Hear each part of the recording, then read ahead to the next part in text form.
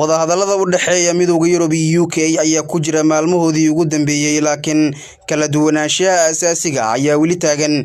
Wasiirka beeraha Ingiriiska ayaa sheegay Axadii shalay waraysi uu siiyay BBC-da George Ostiz ayaa waxa uu yiri waxaan u maleynayaa in aan hadda joogno maalmaha ugu dambeeya marka la eego awoodda in aan go'aan ka gaarno in heshiis uu jiri karayo weliba kale. haddii jawigu mar kale uu kululaado runtii horumar weyn la sameeyo oo ay kaliya kala baxdo faahfaahinta markaasi mar waliba waxaa heli kartaa waqti dheeri ah mar walbana waa dheerayn kartaa ayuu raaciyay.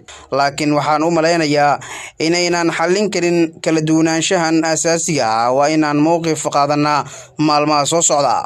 faalooyinka ayaa yimid kadib markii madaxa guddiga Yurub Ursula von der Leyen iyo ra'iisul wasaaraha Ingiriiska Boris Johnson ay sheegeen in wadahadalka uu sii socon doono laakiin ay jiraan 3 arrimood oo muhiim ah oo hortaagan heshiiska. wadahadal khadka telefoonka kadib fiidnimadii Sabtida labada dhinac ayaa soo saaray bayaan wada jir ah ay ku sheegayaan in horumar laga gaaray dhinacyo badan laakiin khilaafaad ayaa weli jira. waxaan dib u hadli doonaa fiidnimada Isniinta kadib markii wadaxaajoodyada labada dhinac ay dib isugu soo laabteen Brussels ayaa lagu yiri bayaanka. madaxa wadaxaajoodka UK Lord Frost ayaa ku wajahan caasimadda Belgium ee Brussels si wadahadaladan qayb uu kaga noqdo.